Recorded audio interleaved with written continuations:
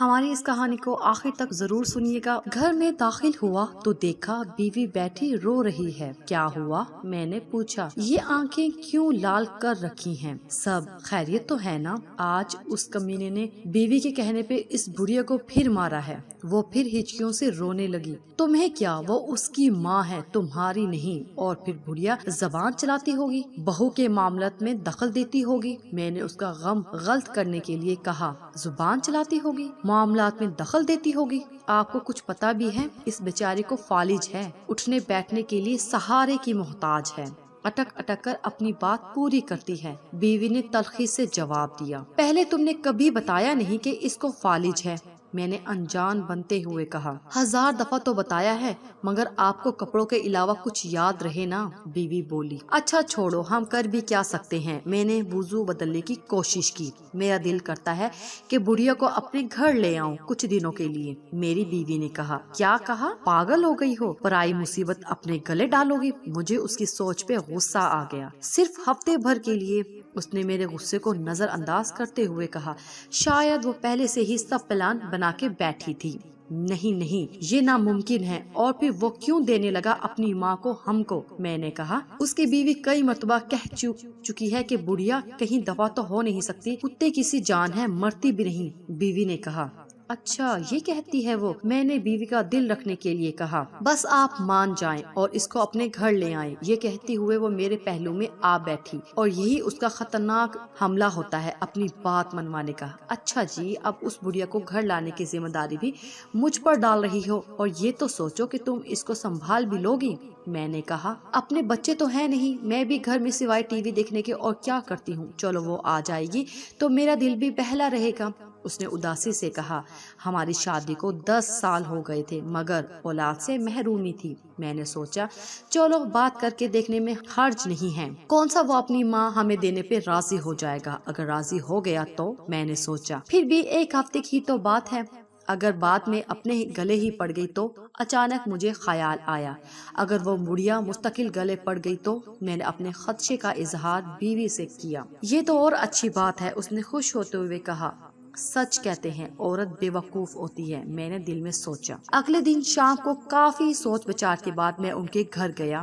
کچھ بات کرنے کے بہانے ڈرائنگ روم میں بیٹھا۔ اس نے جھوٹے منہ بھی چائے کا نہیں پوچھا، تو میں نے اپنے پلان کے مطابق اسے کہا کہ میری بیوی فالج کا علاج قرآن پاک سے کرنا جانتی ہے، اور وہ آپ کی والدہ کا علاج کرنا چاہتی ہے۔ یہ سن کر اس نے کسی خوشی کا اظہار نہ کیا، تو میں نے بات جاری رکھی کہ اس میں مسئلہ یہ ہے کہ آپ کی والدہ کو ہفتہ بھر ہمارے گھر رہنا ہوگا۔ آپ فکر نہ کریں، ہم ان کا اچھے سے خیال رکھیں گے۔ یہ سن کر اس کے چہرے پہ شرمندگی اور خوشی کے ملے جلے تاثرات پیدا ہوئے۔ اس نے تھوڑی سی بحث کے بعد اجازت دے دی۔ میں نے اٹھتے ہوئے کہا کہ علاج میں 15-20 دن بھی لگ سکتے ہیں۔ اس نے اور بھی خوشی محسوس کی۔ کہنے لگا، سلیم صاحب، میں تو چاہتا ہوں کہ میری ماں ٹھیک ہو جائے، بھلے مہینہ لگ جائے۔ اور یوں اس طرح اماں مستقل ہماری ہی ہو کے رہ گئی۔ اگلے دن وہ بڑھیا ہمارے گھر منتقل ہو گئی۔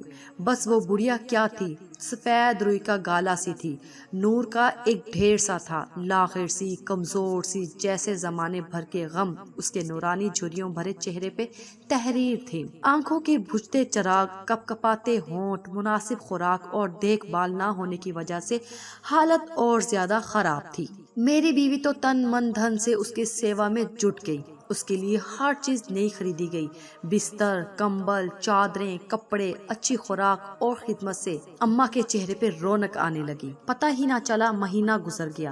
پہلے اس کی بہو ہر 2 دن بعد آتی رہی، پھر 4 دن کا وقفہ ہوا، پھر ہفتہ ہونے لگا۔ اماں کو واپس لے جانے کی بات نہ اس نے کی نہ ہم نے۔ دوسرے مہینے میں وہ ایک ہی دفعہ آئی، گھر کی مصروفیت کا رونا روتی رہی۔ تیسرے مہینے کے بعد اس نے آنا بند کر دیا۔ میں نے بیوی سے کہہ دیا کہ اب اماں تمہاری ذمہ داری بن گئی ہے، اب تم سنبھالو۔